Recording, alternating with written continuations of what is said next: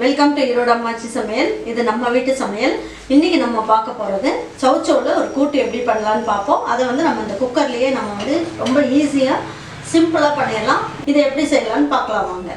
நம்மளோட சேனலில் சப்ஸ்கிரைப் பண்ணாதவங்க சப்ஸ்கிரைப் பண்ணிக்கோங்க. சமையல் குறிப்புக்கள்லாம் உடனே உங்களுக்கு வேணும்னு நினச்சிங்கன்னா பக்கத்தில் இருக்க பெல் பட்டனை அழுத்தி வச்சுக்கோங்க. பாருங்கள், இந்த மேராக்காயின்னு சொல்லுவாங்க, இல்லைன்னா சௌச்சௌன்னு சொல்லுவாங்க. இந்த காய் பாருங்கள், நான் மேலே இருக்க தோலெல்லாம் எடுத்துகிட்டு இந்த மாதிரி நல்லா கட் பண்ணி எடுத்து வச்சுருக்கேன். இன்றைக்கி உங்களுக்கு குக்கர்லேயே இந்த கூட்டு செஞ்சு காட்டுறேன். இப்போ இதுக்கு தேவையான அளவுக்கு எண்ணெய் ஊற்றிக்கலாம். எண்ணெய் நல்லா காஞ்சதுக்கப்புறம் நம்ம என்ன பண்ணுவோம், ஒரு 1/4 ஸ்பூன் அளவுக்கு கடுகு, ஒரு பிஞ்ச் அளவுக்கு ஜீரகம் போட்டுக்குங்க. இதில் 1 ஸ்பூன் அளவுக்கு உளுந்தம்பருப்பு எடுத்து வச்சுருக்கேன், அதையும் போட்டுக்கலாம். நல்லா பொரிஞ்சிருச்சு. இதில் 3 பச்சை மிளகாயை 2 கட் பண்ணி எடுத்து வச்சுருக்கேன், அதையும் போட்டுக்கலாம். இதில் ஒரு பெரிய வெங்காயத்தை பொடியாக கட் பண்ணியிருக்கேன், அதையும் போட்டுக்கலாம். 2 இனுக்கு கருவேப்பிலை, இதையும் உருவி போட்டுக்கலாம்.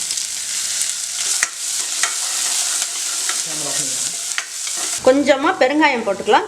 பெருங்காயம் போட்டோம்னா நல்லாயிருக்கும் டேஸ்ட்டு. வெங்காயம் நல்லா வதங்கிடுச்சு. இப்போ இந்த காயை இதில் பிழிஞ்சு போட்டுக்கலாம்.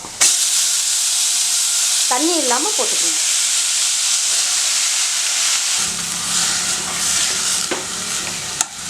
பாருங்கள், இதுக்கு தேவையான அளவுக்கு மஞ்சள் தூள் போட்டுக்கலாம். இந்த காய்க்கு தேவையான அளவுக்கு உப்பு போட்டுக்கலாம்.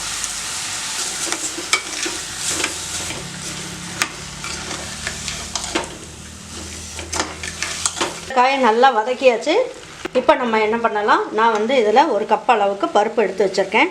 இது ஒரு 25 கிராம் அளவுக்கு. இந்த பருப்பை நான் நல்லா குக்கரில் வச்சு 2 விசில் வச்சு எடுத்து வச்சுருக்கேன். இப்போ இதை இதில் போட்டுடலாம்.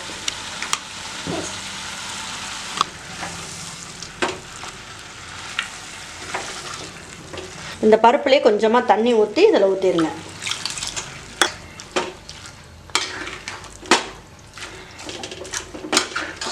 இந்த அளவுக்கு தண்ணியே உங்களுக்கு கரெக்டாக இருக்கும். இதுக்கு மேலே தண்ணியாக ஊற்றுனீங்கன்னா கூட்டு கெட்டியாக வராது, தண்ணியாக இருக்கும். அதனால் நீங்கள் இந்த அளவுக்கு மட்டும் தண்ணி ஊற்றுனீங்கன்னா போதும். உங்களுக்கு சுகர் பேஷண்ட் அந்த மாதிரிலாம் இருந்தாங்கன்னா தேங்காயோட அளவை கம்மி பண்ணிக்கோங்க.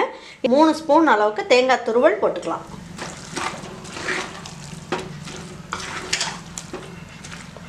பாருங்கள், கொஞ்சமாக மல்லி இலை கொஞ்சம் போட்டுக்கலாம். நல்லா கலக்கி விட்டாச்சு. இப்போ நம்ம குக்கர் மூடி வச்சிடலாம். மூடி வச்சுட்டு 2 விசில் வந்ததுக்கப்புறம் 1 நிமிஷம் ஸ்லோ ஃப்ளேமில் வச்சு ஆஃப் பண்ணிடுங்க. வெந்துருச்சான்னு பார்க்கலாம். ஸ்டீம்லாம் போயிடுச்சு. இப்போ எடுத்து பார்ப்போம். பாருங்கள், சூப்பராக அந்த கூட்டு ரெடி ஆகிடுச்சு. நல்லா தண்ணியெலாம் எதுவுமே இல்லாமல் நல்லா தளன்னு சூப்பராக இருக்குது. இறக்க போகிற நேரத்துக்கு 1 ஸ்பூன் அளவுக்கு நம்ம நெய் போட்டுக்கலாம். நெய் போட்டோம்னா இன்னும் நல்ல டேஸ்ட் சூப்பராக கிடைக்கும். இப்போ இதை எப்படி பரிமாறலான்னு பார்ப்போங்க. பாருங்கள், சூப்பரான சௌச்சௌ கூட்டு அருமையாக ரெடி ஆகிடுச்சு.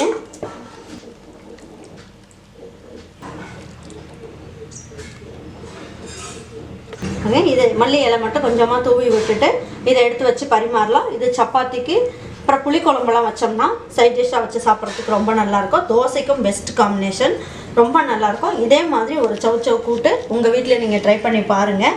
உங்களுக்கு பிடிச்சிருந்ததுன்னா லைக் பண்ணுங்கள், ஷேர் பண்ணுங்கள், சப்ஸ்கிரைப் பண்ணுங்கள், மறந்துடாமல் கமெண்ட்ஸ் பண்ணுங்கள். தேங்க்யூ ஃபார் வாட்சிங் ஈரோடு அம்மாச்சி சமையல். தேங்க்யூ.